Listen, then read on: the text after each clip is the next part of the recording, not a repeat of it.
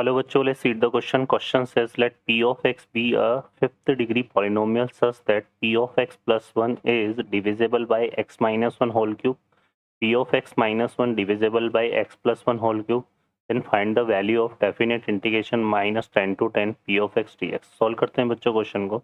इस क्वेश्चन के लिए जो की कॉन्सेप्ट है वो देख लेते हैं यहाँ पे. की कॉन्सेप्ट तो इसमें यूज करेंगे प्रॉपर्टी इंटीग्रेशन की, होती है हमारे पास minus A to A f of x dx equal to integration 0 to a f of x plus f of minus X dx.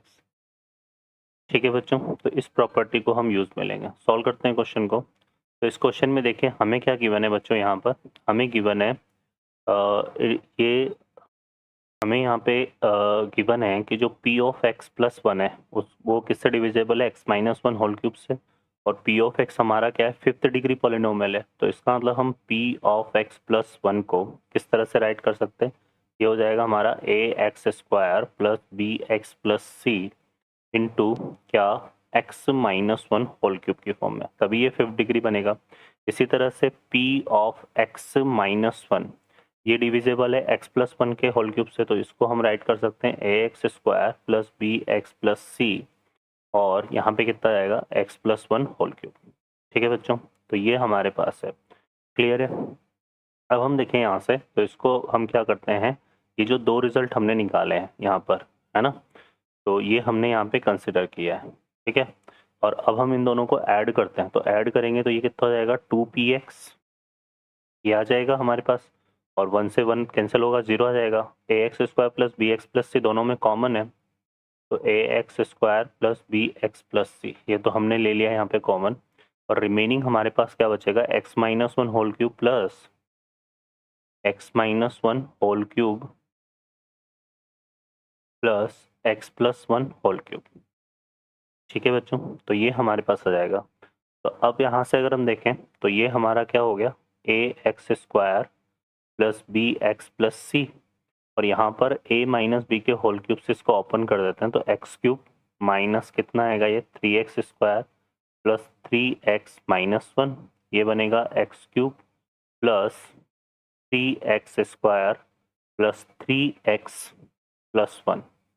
ठीक है, तो यहाँ से 3x स्क्वायर से 3x स्क्वायर और 1 से ये 1 कैंसिल हो जाएगा, तो ये इक्वल टू आ जाएगा बच्चों कितना, A X square plus B X plus सी, और ये हमारा कितना हो जाएगा 2x क्यूब और प्लस 6x.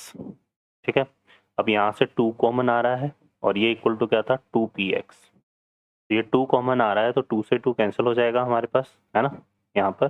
तो फाइनली अगर हम देखें तो p of x equal to क्या हो जाएगा बच्चों, A X square plus B X plus सी, और 2 से 2 कैंसिल हो गया, तो एक्स क्यूब प्लस 3x बचेगा remaining, x cube plus 3x.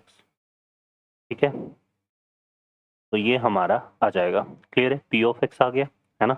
अब यहाँ से देखो, अगर हम इसमें p ऑफ माइनस एक्स निकालें तो ये हमारा क्या बनेगा, माइनस एक्स का होल स्क्वायर तो एक्स स्क्वायर ही रहेगा, तो ये आएगा ए एक्स स्क्वायर, और यहाँ आ जाएगा माइनस का बी एक्स प्लस का सी. ठीक है, और यहाँ पे चूंकि एक्स क्यूब है ना, तो ये बनेगा माइनस एक्स क्यूब और माइनस क्या जाएगा 3x स्क्वायर. ठीक है, सॉरी 3x.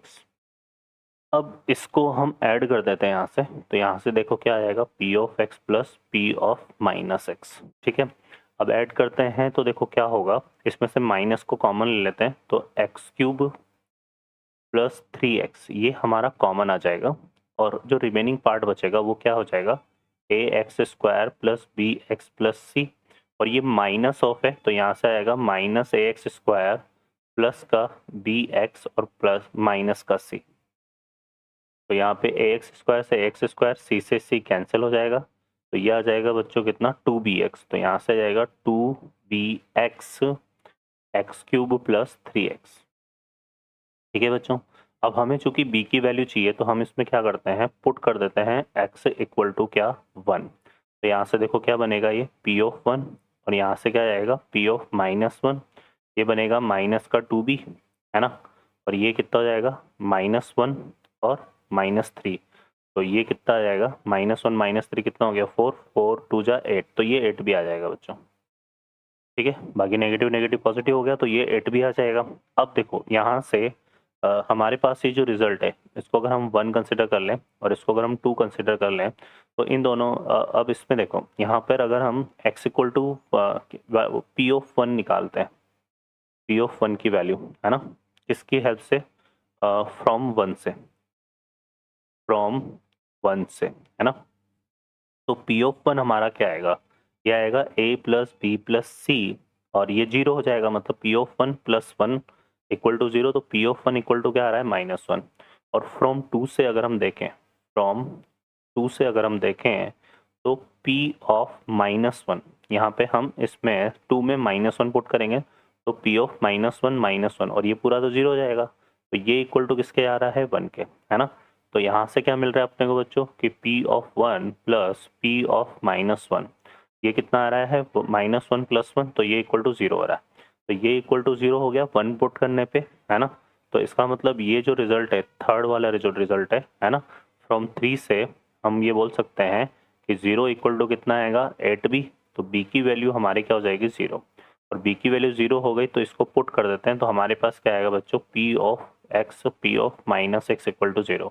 मतलब ये जो रिजल्ट है यहाँ पर b की वैल्यू 0 पुट करेंगे इस जगह, तो ये रिजल्ट हमारा इक्वल टू 0 आ जाएगा। अब ये 0 आ गया तो अब हम बात करते हैं इंटीग्रेशन की। हमें क्या फाइंड करना था बच्चों, -10 to 10 p of x dx, यही निकालना है अपने को। तो इसमें वही प्रॉपर्टी का यूज़ करते हैं, तो ये हो जाएगा 0 to 10 और इसको क्या लिख सकते हैं हम, p of x plus p of -x। ठीक है बच्चों, है ना।